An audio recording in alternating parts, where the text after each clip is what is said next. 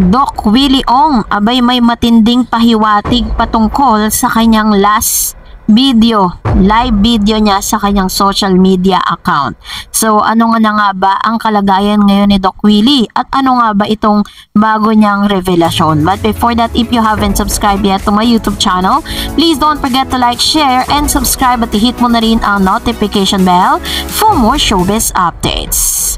Sa katatapos lang na live ni Mr. Willie or Dr. Willie Ong, kung saan tinama niya ang ilan sa mga fake news na nagkakalat ngayon sa social media. Marami pong mga hindi kagandahang balita patungkol po kay Miss Doc Willie Ong, kung saan hindi na po niya napigilan na mag-live video para po itama at tanggalin ang pag-aalala ng kanyang mga supporters.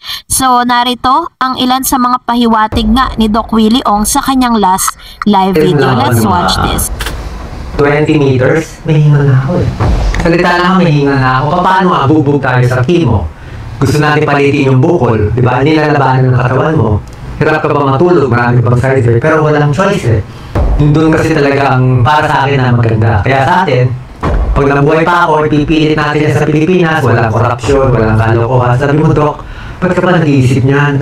Kung hindi mo ako papatulungin sa Pilipinas, patayin niyo na lang ako. No purpose in life. Mabubuhay ako para saan? Mag-enjoy? Mag-cruise? I don't need it. Sumama na ako sa nanay ko, kung lang. Kaya na ako nandito para tulungan yung 110 million Filipinos na kawawang-kawawa ngayon.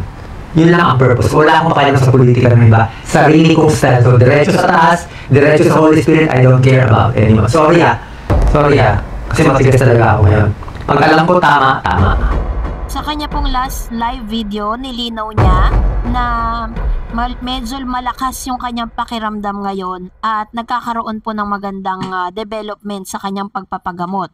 Pero base po sa kanyang statement, sinabi niya na ang laman ng kanyang panalangin ngayon na kung hindi man daw di umano siya papayagan ng Diyos na tumulong sa bansang Pilipinas or sa mga Pilipino, ay hinihiling niya na kunin na lang siya nito. So dahil dito, isa sa mga pahiwatig nga ni Doc Willie Ong, sinigurado niya na ang pagtakbo ni Doc Willie Ong bilang senador sa midterm election na idaraos sa May 2025. Inaasahan ang paghahain niya ng kandidatura sa pagitan ng October 1 to October 8, 2024. Tatakbo si Doc Willie Ong sa kabila ng mabigat na hamon sa kanyang kalusugan, ang abdominal cancer. Sa isang pahayag, ilang araw na ang nakalipas, isiniwalat ni Doc Willie Ong ang pagnanais na muling kumandidato para sa public office. Pero pinayuhan daw siya ng kanyang doktor na hindi niya makakaya.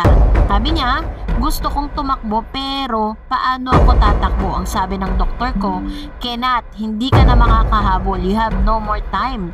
Kwento ni Doc Willie Ong sa kanya pong live video. Kumandidato si Doc Willie Ong bilang Vice Presidente ng Pilipinas, nakatandem si former Manila Mayor Isko Moreno noong May 2022. Pero sa hindi kagandahang pagkakataon, hindi nga po siya pinalad. So sinasabi na isa sa mga saloobin po ni Doc Willie Ong, at sinabi niya po sa publiko na ang Pilipinas daw di umano ay merong tinatawag na corrupt government official. Ang stress na idinulot ng kanyang pagkandidato noong 2022 ang itinuturo ni Doc Willie Ong na naging dahilan ng pagkakaroon niya ng cancer. Mangyak-ngyak nga si Doc Willie Ong nang maglabas ito ng saloobin tungkol sa mga batikos na natanggap nang tumakbo siya noong vice-presidente ng bansa. Wala akong niloko, sabi niya, wala akong inaway. Anong ginawa niyo? Binash niyo ako ng binash. Sumama ang sobra ang loob ko. Ito ang ilan sa mga sentimiento ni Doc Willie Ong. Kasabay ng revelasyon tungkol sa kanyang karamdaman, sinabi ni Doc Willie Ong na di umano'y korap ang lahat ng mga halal na opisyal ng Pilipinas. Humingi muna siya ng pasensya si Doc Willie Ong bago niya sinabing, anyway, I'm dying. I don't care anymore. I will tell you the truth. Politicians are corrupt in the Philippines. Tiyak na muling iingay ang pangalan sa mga susunod na araw dahil desidido di umano si Doc Willie Ong sa kanyang senatorial bid sa susunod na taon kahit nakakaramdam ng panghihina ang kanyang katawan.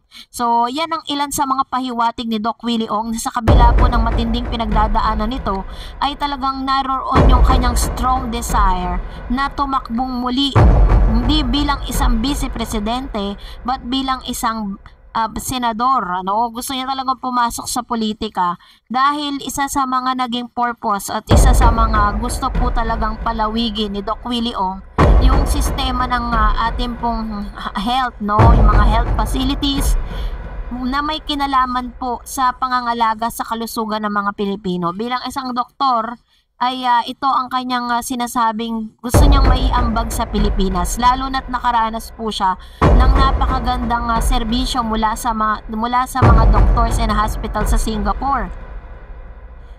Ikinuwento rin ni Doc Willie Ong sa mga latest videos niya na talaga namang malaking tulong na nandoon siya sa lugar or doon po sa isang bansa kung saan talagang sobrang ganda po ng mga facilities at napakaganda ng sistema ng kanilang doon po sa aspeto ng pangkalusugan. So yun po yung gusto niya. Gusto niya daw di umanong dalhin yung sistema na yun dito sa Pilipinas. Kaya po talagang kahit hirap siya at kahit alam niya hindi niya kakayanin na tumakbo bilang vice or bilang isang senador ng Pilipinas, ay talagang positibo itong si Doc Willie Ong. Mapapansin pa nga sa kanyang huling video, sa kanyang live, ay tila baga nagkakaroon ng magandang reactions at magandang pangitain dito kay Doc Willie Ong na talagang lumalakas po siya. Pero nilinaw niya na meron pa rin hingal na nararamdaman. Hindi niya po kaya lumakad ng malayo at hindi niya rin po kayang kumilos or tumayo or ng matagal dahil yun po yung talagang nagpapahirap sa kanya. So ang tanong tuloy ng mga kababayan natin, paano po kung tatakbo siyang bilang isang senador kung nagdaramdam siya, kung meron siyang sakit na dinadanas ngayon, paano niya po maaabot ang ilang mga Pilipino pag nagkaroon po ng campaign? So yun po yung ilan sa mga stress na pwede niyang pagdaanan, Pero despite the fact of all those hardship na pwede niyang harapin, ay buong-buo pa rin ang kalooban ni Doc Willie Ong na talagang gusto niya pong maging isang senador ng Pilipinas. Yun po yung kanyang sinasabi sa kanyang latest vlog. And sinabi niya rin na nagpapasalamat siya sa lahat ng mga Pilipinong nag-aalala, nagpapadala ng mga greetings, nagpapadala ng mga videos, encouragement words. Ngunit sinabi niyang kahit gusto niya pa po or gusto niya na madalaw siya ng kanyang mga supporters, sinabi ni Doc Lisa na hayaan mo na daw magpagaling ng husto si Doc Willie Ong bago po siya muli makita ng kanyang mga followers. Kasi nga naman 'di ba parang medyo mahina yung kanyang immune system dahil he has a cancer. Kaya pinagbabawal muna na magkaroon siya ng makihalubilo siya sa maraming tao kasi yun ang iniingatan po ni Doc Lisa. Kaya naman, nagpasalamat din si Doc Lisa sa walang sawang suporta at walang sawang panalangin na ibinibigay ng lahat ng mga Pilipino para kay Doc Willie Ong. Well, kung nagustuhan mo ang video na ito, huwag mo kalimutang mag-like, mag-share, at mag-subscribe, at i-follow mo na rin ang aking Facebook page, Dareds TV. And also, I have my TikTok account, which is Dareds TV. Pwede nyo rin po akong i-follow doon. Thank you for watching, guys. God bless everyone!